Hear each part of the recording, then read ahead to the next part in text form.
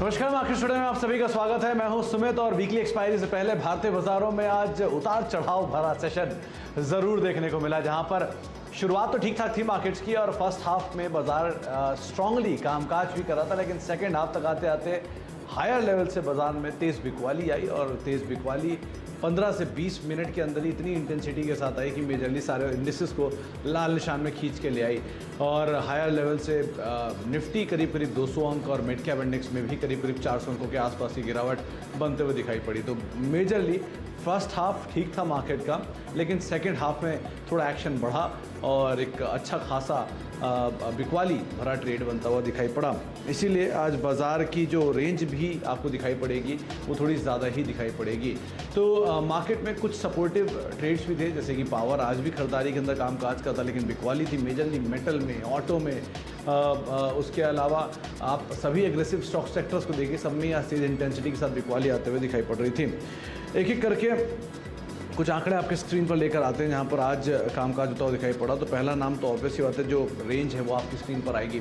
रोज़ के मुकाबले आज बड़ी रेंज 230-240 अंकों के आसपास की निफ्टी के अंदर एक रेंज बनी है। 700 प्लस 730 अंकों के आसपास की रेंज आपको आज सेंसेक्स में बनते हुए दिखाई पड़ेगी और करीब 760-770 अंकों के आसपास की रेंज आज आपको निफ्टी बैंक के अंदर बनते हुए दिखाई पड़ेगी।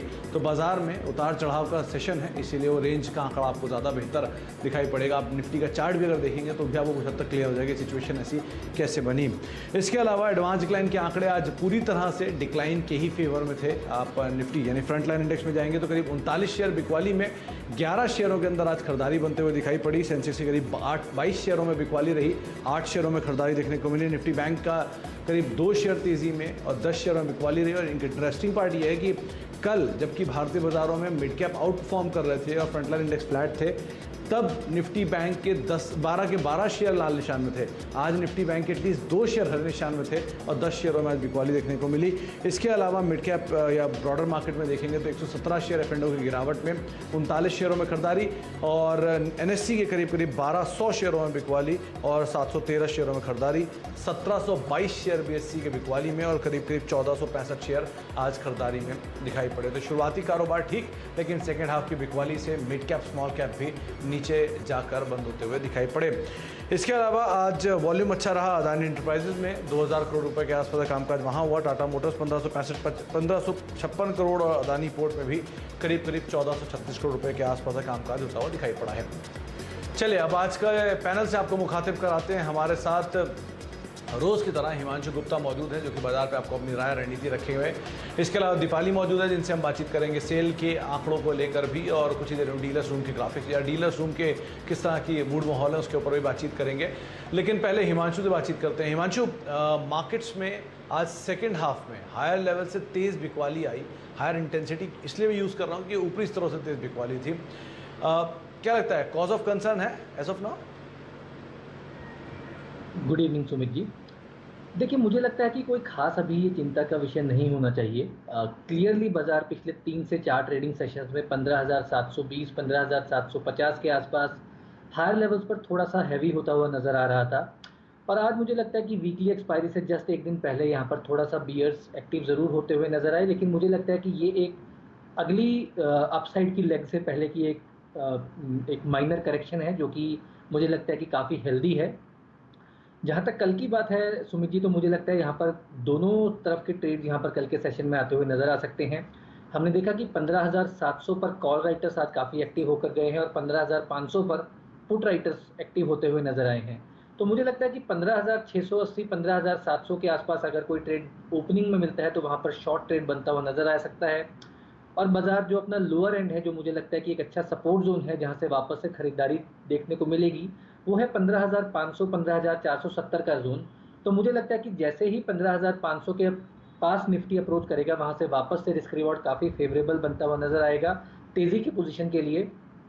और उस लोअर एंड पर मेरी खरीदारी की राय रहेगी। पोजिशनल पर्सपेक्टिव से मुझे लगता है कि 15,500 15,470 बहुत ही अच्छे लेवल्स हैं लॉन्ग पोजीशंस को इनिशिएट करने के लिए। 15,450 का एक इंट्राडे के लिए मैं यहाँ पर स्टॉप लॉस सुझाऊंगा। निफ्टी बैंक में हालांकि आज हमारा जो अपसाइड का टारगेट था वो पहले नज़र आया, उसके बाद वहाँ पर हायर लेवल से एक सेलिंग प्रेशर भी नज़र आया। बट मुझे लगता है कि कहीं ना कहीं हायर लेवल से लगभग 2 से 2,500 पॉइंट के हम निफ्टी में ऑलरेडी करेक्शन, बैंक निफ्टी में करेक्शन आते हुए देख चुके हैं। कल के लिए मुझे लगता है 35,000 और 34,500, ये 500 पॉइंट का रेंज एक निकल कर आ सकता है। 34,500 मुझे लगता है कि एक अच्छा क्रूशल सपोर्ट जोन है। निफ्टी बैंक ऑलरेडी अपनी 20 डे मूविंग एवरेज के आसपास पहुंच चुका है।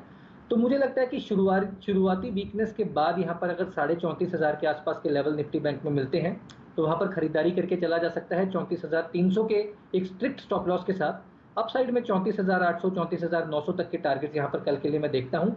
तो एक्सपायरी के चलते मुझे लगता है दोनों साइड के ट्रेड मिलेंगे, लेकिन लोअर एंड पर मुझे लगता है कि पोजीशनिंग, क्योंकि हम ऑलरेडी एक स्ट्रांग बुल रन में है, तो मुझे लगता है कि यहाँ पर लॉन्ग साइड का पलड़ा वापस से भारी होता हुआ नजर आ सकता है और मैं यहाँ पर लोअर लेवल्स पर खरीदारी की सलाह दूंगा।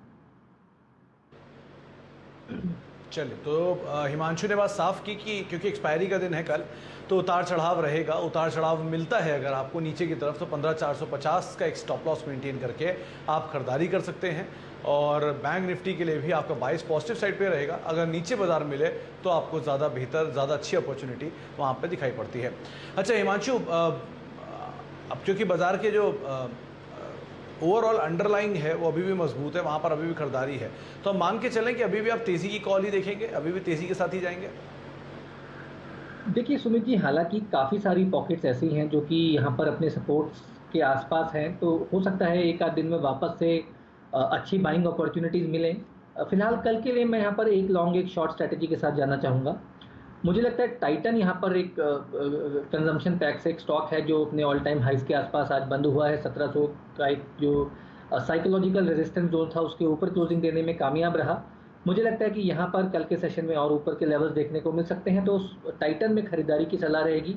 1760 रुपये तक के टारगेट्स यहाँ पर आते हुए देखने को मिल सकते हैं और 1710 के नीचे का एक स्टॉप लॉस मेंटेन किया जा सकता है। वहीं पर मेरा ऐसा मानना है कि एनबीएफसीज में यहाँ पर थोड़ी सी वीकनेस आते हुए नजर आ रही है। पिछले इनफैक्ट 3 से 4 ट्रेडिंग सेशंस में हमने देखा कि पहले बजाज ट्विंस में थोड़ा सा यहाँ पर वीकनेस आई और इसके अलावा और भी कुछ स्टॉक्स में पॉकेट ऑफ वीकनेस है। चोला फाइनेंस मुझे लगता है कि पिछले काफ़ी दिनों से साइडवेज कंसोलिडेशन दिखा रहा है। यहाँ पर थोड़ी सी वीकनेस शायद बनते हुए नजर आए, तो 562 564 की रेंज में अगर आपको कोई उछाल मिलता है तो चोला फाइनेंस में शॉर्ट किया जा सकता है 575 रुपये के स्ट्रिक्ट स्टॉप लॉस के साथ। मुझे लगता है कि वहाँ पर 530 540 रुपये तक के दोनों टारगेट से आते हुए 1 से 2 ट्रेडिंग सेशन में देखने को मिल सकते हैं। तो एक बाय और एक शॉर्ट की स्ट्रैटेजी सुमित जी मेरी तरफ से कल के लिए रहेगी। चले, तो अब दोनों तरफ के प्ले यहाँ पर हिमांशु जी लेकर आए हैं। पहला